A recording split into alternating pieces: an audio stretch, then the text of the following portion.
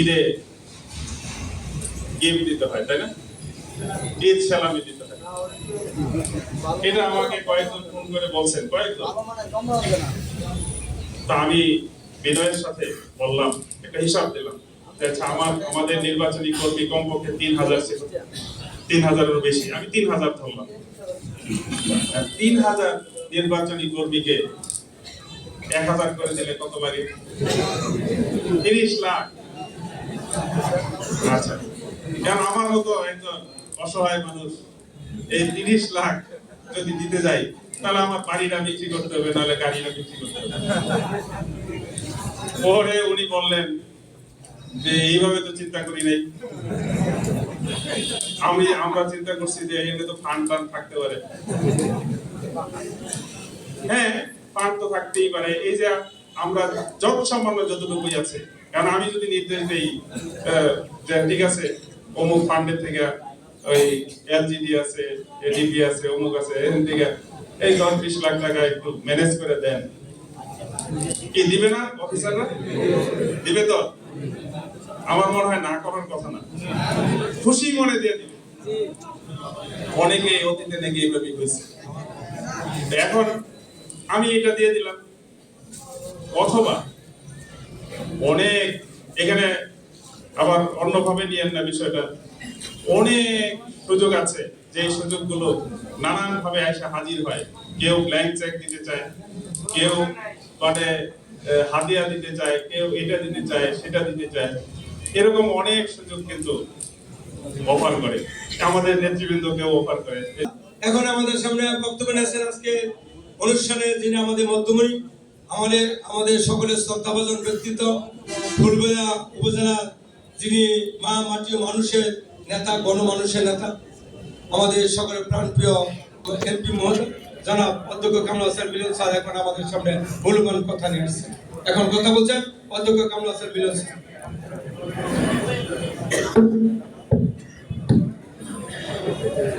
আসসালামু আলাইকুম ওয়া রাহমাতুল্লাহি ওয়া বারাকাতুহু। সবাইকে পবিত্র ঈদুল ফিতরের শুভেচ্ছা, ঈদ মোবারক। সম্মানিত সভাপতি, উপজেলা জামাতের সম্মানিত আমির মাওলানা ফজলুল হক শামীম সাহেব, বিশেষ অতিথি হিসেবে উপস্থিত আছেন জেলা জামাতের সহকারী সেক্রেটারি অ্যাডভোকেট মাহবুবুর রশিদ ফরাজি সহ বিভিন্ন পর্যায়ের দায়িত্বশীল এবং নেতৃবৃন্দ, সাংবাদিক বন্ধুগণ, প্রিয় কর্মী ভাইরা, আলহামদুলিল্লাহ রাব্বিল আলামিন, ওয়াসসালাতু ওয়াসসালামু আলা সাইয়্যিদিল মুরসালিন ওয়া আলা আলিহি ওয়া সাহবিহি আজমাইন। আমরা আজকে শ্রদ্ধার সাথে স্মরণ করছি শহীদ মতিউর রহমান নিজামী সাহেব সহ বিশেষ করে আমাদের ফুলবাড়িয়ার যিনি সংগঠন গড়ে তোলার জন্য আমি মনে করি জীবন বিলিয়ে দিয়েছেন, আমাদের রিয়াজউদ্দিন ফকির ভাই, আমাদের শহীদ নোমানী, শহীদ আব্দুর রাজ্জাক সহ সকল শহীদদেরকে আজকে শ্রদ্ধার সাথে স্মরণ করছি। আমরা মনে করি এই শহীদের রক্তের পাটাতনের উপর দাঁড়িয়ে আজকের বিজয়।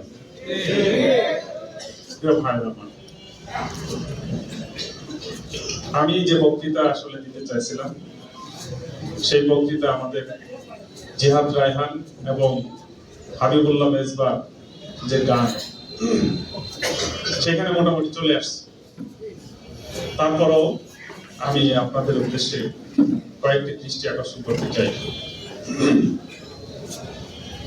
প্রথম কথা হচ্ছে যে আমরা বলেছিলাম, মজিদ ভাই সুস্পষ্ট করেছেন, আমরা বক্তৃতায় বলেছিলাম উত্তর দক্ষিণ পূর্ব পশ্চিম বলে কোনো কিছু থাকবে না ইনশাআল্লাহ।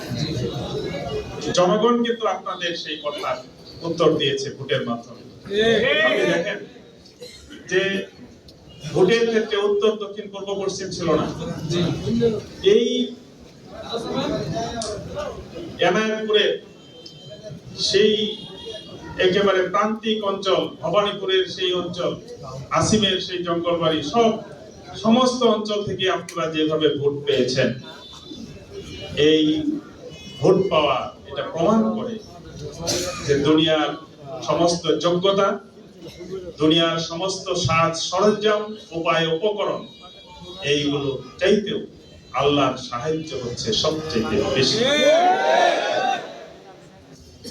আমরা বদরের যুদ্ধে দেখেছি, হুনায়নের যুদ্ধে দেখেছি, উহুদের যুদ্ধে দেখেছি।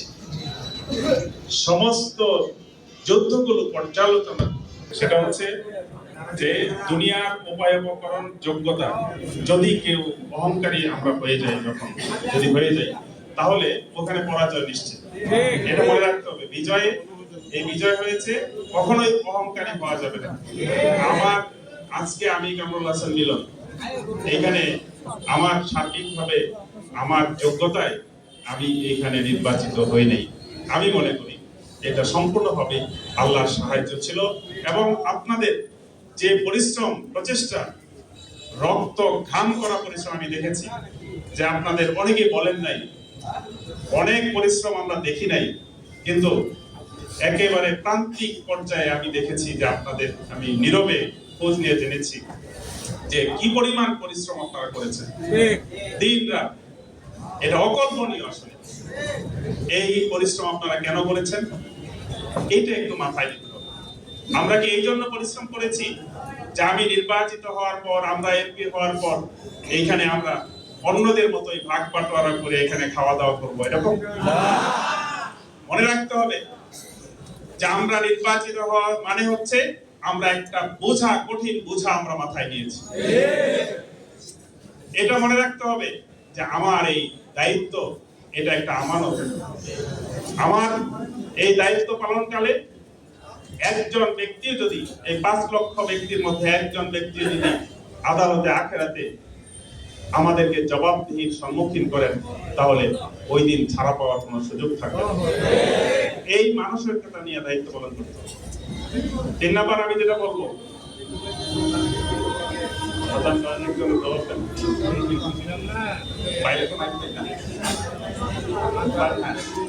আমার মনে হয় যে এমপি হিসেবে আমি যেরকম দায়িত্বশীল, ঠিক আমার সামনে যারা আপনারা কাজ করেছেন প্রত্যেকেই এমপি মনে করতে হবে যে আপনারাও একজন এমপি। এই জন্য মনে করতে হবে টোটাল জনগোষ্ঠীর দায় দায়িত্ব কিন্তু আপনাদের উপর। এটা মনে করে আমাদের দায়িত্ব পালন করতে হবে। আরেকটা বিষয় আমি আল্লাহর হস্তে আমি ভুলে যেতে বলবো, সেটা হচ্ছে যে কে মন খারাপ করেছে, কে সহযোগিতা করছে, কে করে নাই, এই জাতীয় বিষয় আলোচনা, পর্যালোচনা অথবা মনের মধ্যে আপনারা কখনোই রাখবেন। আমি সূরা আল ইমরানের সেই আয়াতটা আমি স্মরণ করাই দিতে চাই। আউযু বিল্লাহি মিনাশ শাইতানির রাজিম। ওয়াযকুরু নি'মাতাল্লাহি আলাইকুম ইয কুনতুম আ'দাআ ফাআল্লাফা বাইনা কুলুবিকুম ফাআসবাহতুম বিনি'মাতিহি ইখওয়ানা ওয়া কুনতুম আলা শাফা হুফরাতিন মিনান নার ফাআনকাযাকুম মিনহা কাযালিকা ইউবায়্যিনুল্লাহু লাকুম আয়াতিহি লাআল্লাকুম তাহতাদুন। ওয়ালাকুম মিনকুম উম্মাতুন ইয়াদউনা ইলাল খায়র ওয়া ইয়া'মুরুনা বিল মা'রুফ ওয়া ইয়ানহাউনা আনিল মুনকার। এইখানে আল্লাহ রাব্বুল আলামিন স্মরণ করিয়ে দিচ্ছেন, ওয়াজকুরু, স্মরণ করো নি'মাতাল্লাহ, আল্লাহর সেই নিয়ামত। তোমরা ছিলে পরস্পরের শত্রু, একত্র করে দিয়েছেন। তোমরা ছিলে অগ্নি গর্তের কিনারে দাঁড়িয়ে, সেখান থেকে আল্লাহ তোমাদেরকে উদ্ধার করেছেন। এই আয়াতটা যদি আমরা স্মরণে রাখি, তাহলে কোনো মনোমালিন্য, কোনো দুঃখ, কোনো ব্যথা, কোনো কিছু আমাদেরকে স্পর্শ করবে না। আমি আপনাদের কাছে বিনীতভাবে অনুরোধ করব, এই আয়াতকে অনুসরণ করে আমরা আগামীতে কি পথ চলতে পারবো কিনা বলেন? আমাদের উদ্দেশ্য কি ভাই? আমাদের জীবনের লক্ষ্য কি? আমাদের জীবনের লক্ষ্য সেই আল্লাহ রাব্বুল আলামিনের রেজামন্দি হাসিল করা, জান্নাত লাভ করা। যদি এটা হয় তাহলে এই দায়িত্ব একটা উপলক্ষ্য মাত্র। এই দায়িত্বের মাধ্যমে আমরা জান্নাত পেতে চাই। যদি সেটা হয় তাহলে আমরা বুনিয়ানুম মাসসুসের মতো ঐক্যবদ্ধভাবে আগামীতে ভূমিকা রাখবো। এটা আজকে থেকে শপথ নিয়ে এখান থেকে বের হতে হবে। আমি আপনাদের উদ্দেশ্যে যেটা বলতে চাই, সেটা হচ্ছে এই দায়িত্ব পাওয়ার পরে দেখেন একজন সকল দিক থেকে আমরা যদি চিন্তা করি যে আমরা পুরো ফুলবাড়িয়াকে মানে আমরা যেরকমটি চাই যে ইসলামের সোনালী যুগ মদিনার রাষ্ট্র কায়েম করে ফেলছি, এটা কিন্তু মানে ভুল হবে। আবেগ আমাদের অনেক আছে, কিন্তু এখানে আমাদেরকে চিন্তা করতে হবে যে এই সময়ের প্রশাসন, এই সময়ের সমস্ত মানে শক্তি, কায়েমি স্বার্থবাদী গোষ্ঠী সবকিছু মিলিয়ে আপনাকে তাদেরকে নিয়ে পথ চলতে হবে। এই জন্য আমরা ইচ্ছে করলেই অনেক কিছু কিন্তু করা সম্ভব হবে না, এটাও আমাদের মাথায় রাখতে হবে। তবে এটা ঠিক আজকে আমরা এটা হলফ করে বলতে পারি, আপনাদের সামনে বলছি, আল্লাহকে সাক্ষী রেখে বলছি, আমাদের এই দায়িত্ব পালন নিঃসন্দেহে অনেকের জন্যই কঠিন হয়ে গেছে চলা। আমাদের এই দায়িত্ব পালন অনেকের জন্য জীবন চলা কঠিন হয়ে গেছে, যে কারণে আজকে দেখা যাচ্ছে অনেকেই শত্রুতে পরিণত হয়ে যাচ্ছে, কারণ তাদের স্বার্থে আঘাত লাগছে। দেখেন আপনারা এখানে আছেন, আপনাদেরকে এটা স্পষ্ট করতেই হবে। আমি পার্সোনালি আমার টুকটাক ব্যবসা বাণিজ্য বা ইনকাম যা ছিল বা আছে, এখন আমার যে মাসিক খরচ ছিল তার চাইতে এখন কয়েক গুণ খরচ বেড়ে গেছে। এখন আমি যদি আমার এই খরচের উপর, আমার এই ইনকামের উপর সন্তুষ্ট থাকতে না পারি, তাহলে তো আমি জাহান্নামের পথ তৈরি করব। এই ক্ষেত্রে আমি আপনাদের সহযোগিতা চাই। এই সহযোগিতা হচ্ছে মানসিক সহযোগিতা, এই সহযোগিতা হচ্ছে আর্থিক সহযোগিতা, এই সহযোগিতা হচ্ছে বুদ্ধি পরামর্শ দিয়ে সহযোগিতা, এই সহযোগিতা হচ্ছে আপনাকে দায়িত্ব পালন করে সহযোগিতা। কারণ ধরেন একজন এমপি হয়ে উনি প্রথমেই যেই ঈদ আসলে ঈদ সালামি দিতে থাকে, এটা আমাকে কয়েকজন ফোন করে বলছেন, কয়েকজন। তা আমি বিনয়ের সাথে বললাম, একটা হিসাব দিলাম, আচ্ছা আমাদের নির্বাচনী কর্মী কমপক্ষে 3000 ছিল, 3000-এরও বেশি, আমি 3000 ধরলাম। 3000 নির্বাচনী কর্মীকে 1000 করে দিলে কত লাগে? 30 লাখ। আচ্ছা, কারণ আমার মতো একজন অসহায় মানুষ এই 30 লাখ যদি দিতে যাই, তাহলে আমার বাড়িটা বিক্রি করতে হবে, নাহলে গাড়িটা বিক্রি করতে হবে। পরে উনি বললেন যে এইভাবে তো চিন্তা করি নাই, আমরা চিন্তা করছি যে এখানে তো ফান্ড থাকতে পারে। হ্যাঁ, ফান্ড তো থাকতেই পারে। এই যে আমরা যত সামান্য যতটুকুই আছে, কারণ আমি যদি নির্দেশ দিই যে ঠিক আছে অমুক ফান্ডের থেকে ওই এলজিডি আছে, এডিপি আছে, অমুক আছে, এখান থেকে এই 10-20 লাখ টাকা একটু ম্যানেজ করে দেন, কি দিবে না অফিসাররা? দিবে তো? আমার মনে হয় না করার কথা না, খুশি মনে দিয়ে দিবে। অনেকে অতীতে নাকি এইভাবে হয়েছে। এখন আমি এটা দিয়ে দিলাম, অথবা অনেক এখানে আবার অন্যভাবে নিয়েন না বিষয়টা, অনেক সুযোগ আছে যে সুযোগগুলো নানান ভাবে এসে হাজির হয়। কেউ ব্ল্যাঙ্ক চেক দিতে চায়, কেউ মানে হাদিয়া দিতে চায়, কেউ এটা দিতে চায়, সেটা দিতে চায়, এরকম অনেক সুযোগ কিন্তু অফার করে। আমাদের নেতৃবৃন্দ কেউ অফার করে, এই যে মাহবুবকে যে অফার দিচ্ছে, ওটাতে তিনবার আপনাদের এই বোনাস দেওয়া যায়। এখন এটা আমাদের জন্য বড় চ্যালেঞ্জ, মনে রাখতে হবে, এটা বড় চ্যালেঞ্জ। তবে এটা ঠিক আমরা এতটুকু আস্থা অর্জন করতে পেরেছি, ওই দুই একটা কুচক্রী মহল ছাড়া, যারা কায়েমি স্বার্থবাদী তারা ছাড়া সাধারণ পাবলিক কিন্তু আপনাদের প্রতি সন্তুষ্ট, এবং এইটা আপনাদেরকে ধরে রাখতে হবে। আরে ভাই, আমি তো এই কথা বলি, আরো বলছি যে আমার এই ভাইয়েরা আল্লাহ রাব্বুল আলামিন তাদেরকে খাওয়ায় না? নির্বাচনের আগে খাওয়াইছে না? প্রত্যেকেরই একটা পেশা আল্লাহ দিছে না? তাহলে নির্বাচনের পরে কেন হঠাৎ করে পেশা বদল করতে হবে? হ্যাঁ, আমি এই ক্ষেত্রে আপনাদের সহযোগিতা চাই, পাবো তো?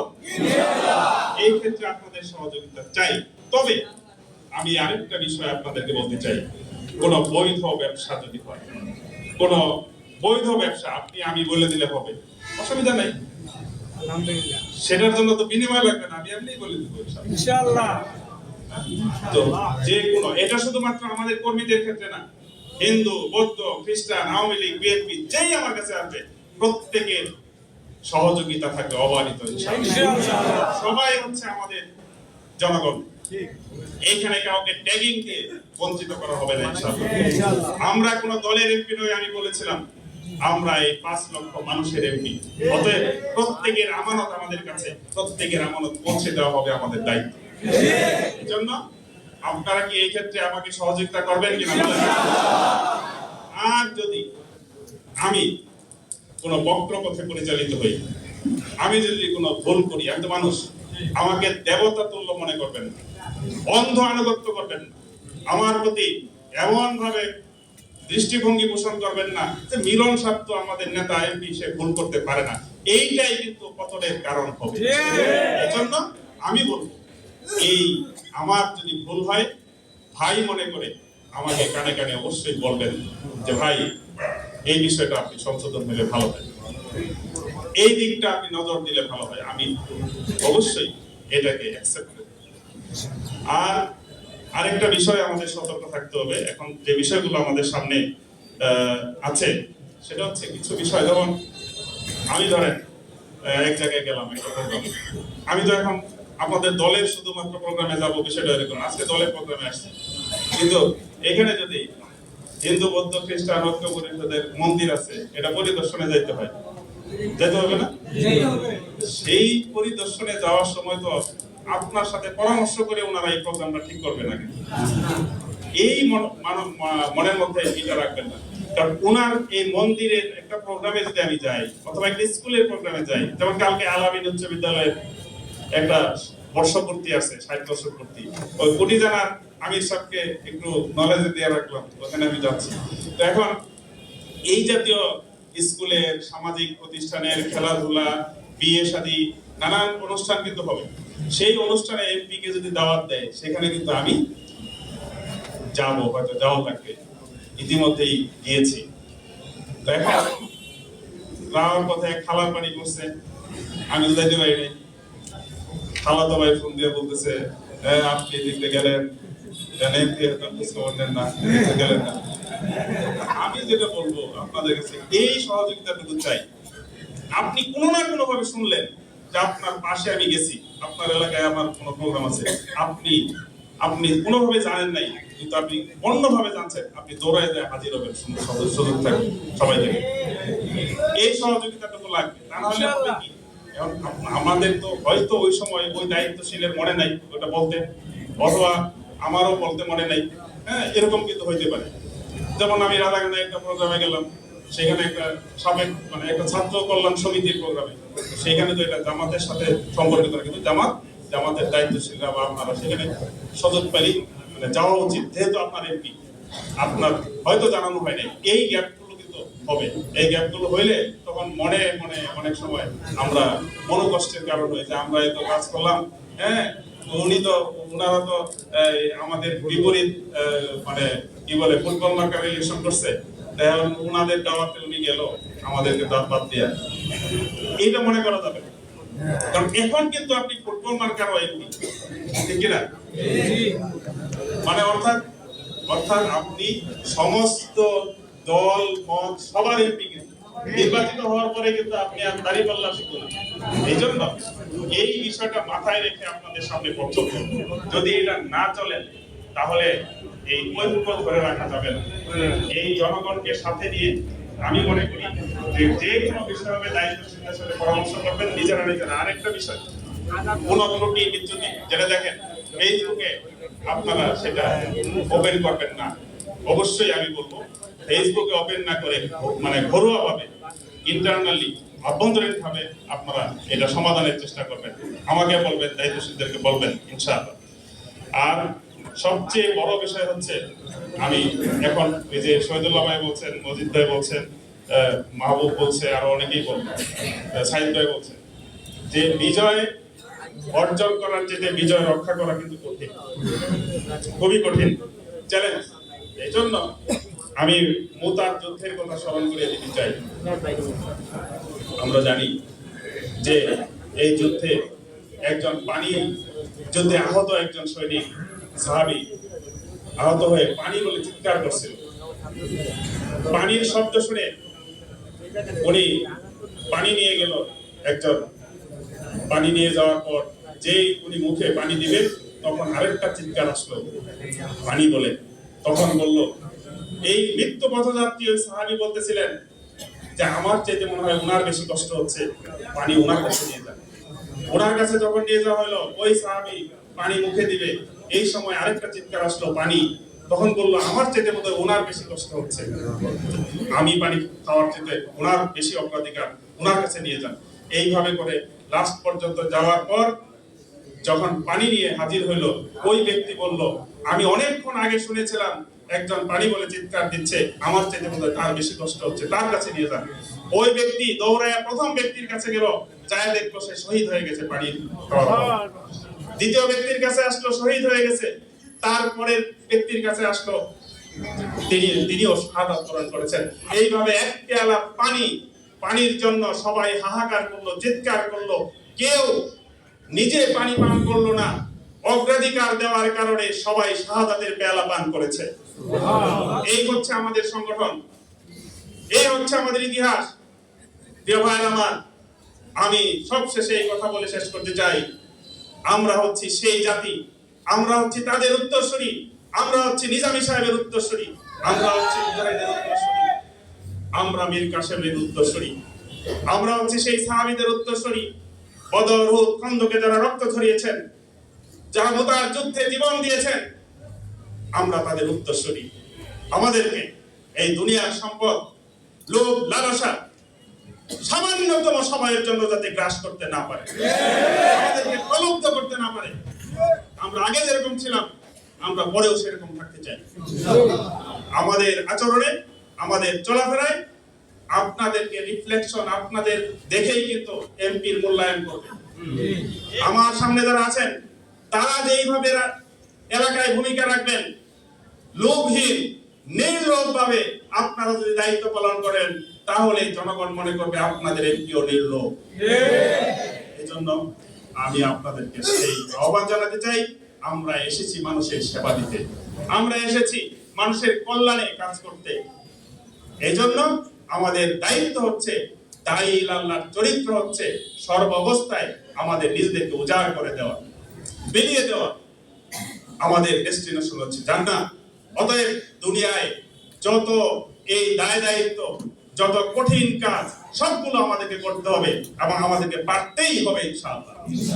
কি আমরা পারবো না ইনশাআল্লাহ? কারণ আমাদের কোনো পিছু টান নেই, আমাদের চাওয়া পাওয়া নেই, আমাদের যা আছে আমরা এতেই সন্তুষ্ট ইনশাআল্লাহ। আমরা আমাদের এই সীমিত সম্পদ, সীমিত আয়, সীমিত ব্যবসা, সীমিত চাকরি, এইগুলো নিয়ে আল্লাহর কাছে আমি সন্তুষ্ট থাকতে চাই। এজন্য আল্লাহ রাব্বুল আলামিন আমাদেরকে এই যে কঠিন আমানত, সেই আমানতকে রক্ষা করার তৌফিক দিন। জনগণের আমানত জনগণের কাছে পৌঁছে দেওয়ার সুযোগ করে দিন এবং আমাদের সবাইকে কবুল করুন। আমিন। আসসালামু আলাইকুম ওয়া রাহমাতুল্লাহি ওয়া বারাকাতুহু।